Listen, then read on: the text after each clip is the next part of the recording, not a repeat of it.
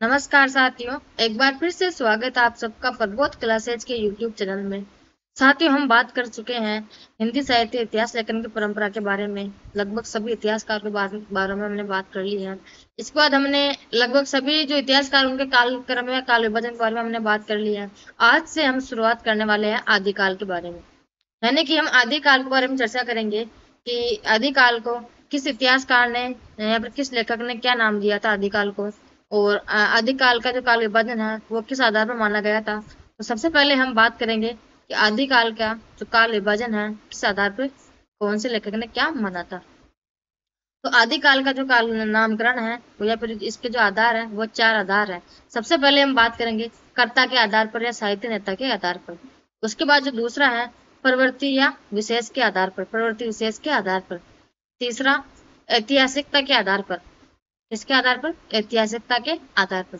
जो चौथा है वो है सामाजिक और साहित्यिक घटनाओं के आधार पर।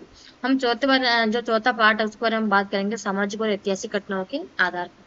सबसे पहले हम बात करते हैं कर्ता के आधार पर या साहित्य नेता के आधार पर कि किस जो लेखक ने कर्ता के आधार पर हिंदी साहित्य इतिहास का नामकरण किया था। तो सबसे पहले वो है भारतेंदु युग। इसके अंदर जो कर्ता के आधार पर जो युग है वो भारतेंदु युग, द्विवेदी युग, प्रसाद युग, शुक्ल युग और प्रेमचंद युग आते हैं। ठीक है।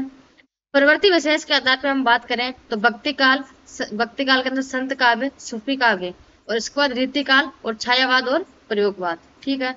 ऐतिहासिकता के आधार पर हम बात करें तो आदिकाल, मध्यकाल और आधुनिक काल। कौन कौन से? आदिकाल, मध्यकाल और आधुनिक काल।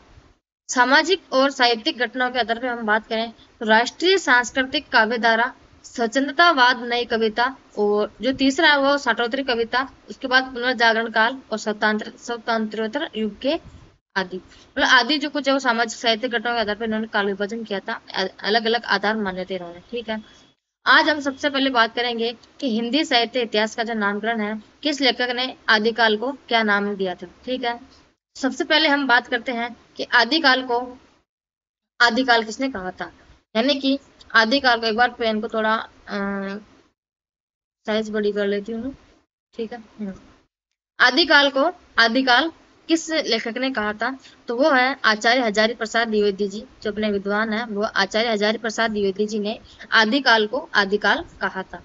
यहाँ से साथियों हर बार एक क्वेश्चन जरूर आता है। एक प्रश्न ऐसा होता है कि आदिकाल के नामकरण में से पूछा जाता है कि आदिकाल को किस इतिहासकार ने या फिर किस लेखक ने आदिकाल को क्या नामकरण दिया था, फिर क्या नाम दिया था। ठीक है। आदिकाल को आदिकाल कहने वाले कौन है? हजारी प्रसाद द्विवेदी जी। आदिकाल को वीर गाथा काल किसने कहा था, तो वीर गाथा काल किसने कहा था? आचार्य रामचंद्र शुक्ल ने वीर गाथा काल कहा था। आगे हम बात करें कि आदिकाल को संधि चारण काल किसने कहा था, तो साथियों संधि चारण काल कहा था डॉक्टर राम कुमार वर्मा ने। और अगर वहीं हम आगे बात करते हैं सिर्फ और सिर्फ चारण काल किसने कहा था, तो डॉक्टर जॉर्ज ग्रेसन ने। ठीक है। संधि चारण काल कहा था डॉक्टर राम कुमार वर्मा ने, और चारण काल किसने कहा था? जॉर्ज ग्रेसन ने। इन दोनों में अगर आपको याद करने में प्रॉब्लम हो तो एक तरीका से याद कर लेना, जैसे संधि और चारण में कितने शब्द हो गए? 2 और 3 5।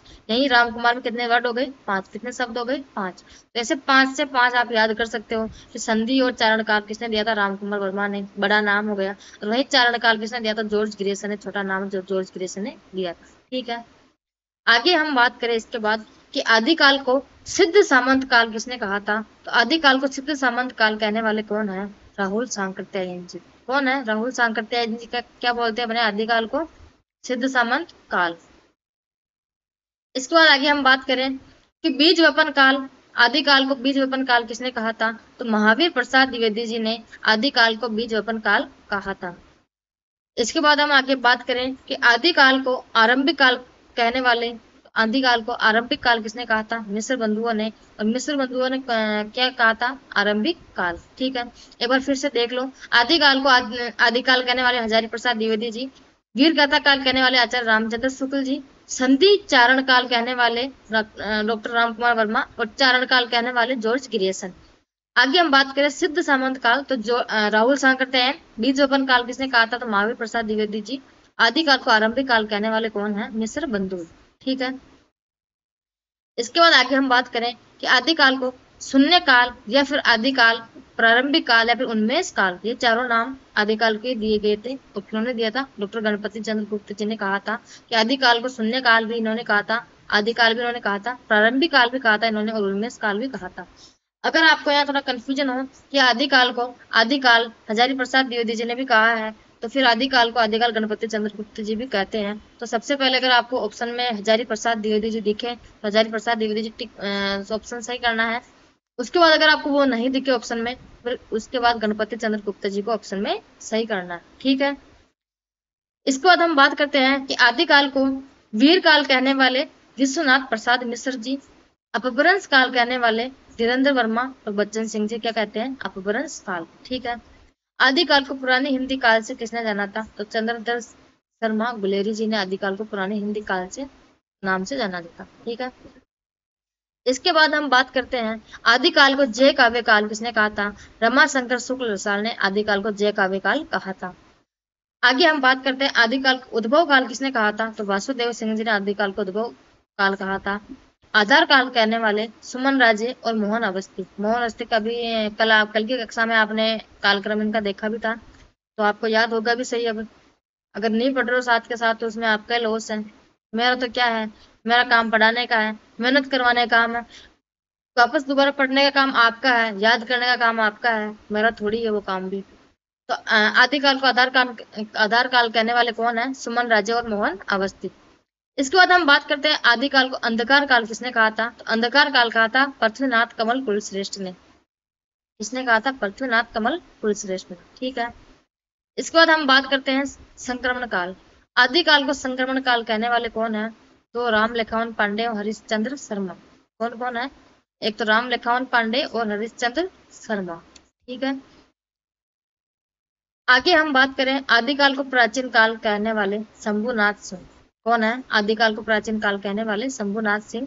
आविर्भाव कहने वाले शैलेश जैदी। संक्रांति काल कहने वाले राम प्रसाद मिश्र। उत्तर अपभ्रंश काल कहने वाले हरीश।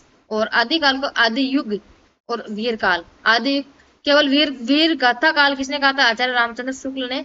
और वीर काल किसने कहा था? श्याम सुंदर दास ने, ठीक है। यहाँ कंफ्यूजन नहीं होना है, आपको अच्छे से याद रखना है कि आदिकाल को वीर गाथा काल आचार्य रामचंद्र शुक्ल जी ने कहा था, वहीं आदिकाल को आदि युग या फिर वीर काल किसने कहा था? श्याम सुंदर दास जी ने कहा था, ठीक है।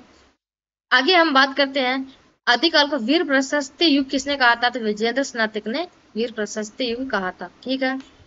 एक बार वापस रिवीजन कर लो ताकि आपको थोड़ा याद हो जाए। यहाँ से क्वेश्चन जरूर आता है, हर बार एक ना क्वेश्चन मिलेगा आपको देखने को, तो बहुत इंपॉर्टेंट है। तो आदिकाल को आदिकाल कहने वाले आचार्य हजारी प्रसाद द्विवेदी जी। वीर कथा काल कहने वाले आचार्य रामचंद्र शुक्ल।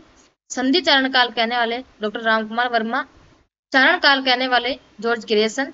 सिद्ध सामंत काल जो करने वाले आदिकाल को वो है राहुल सांकृत्यायन जी।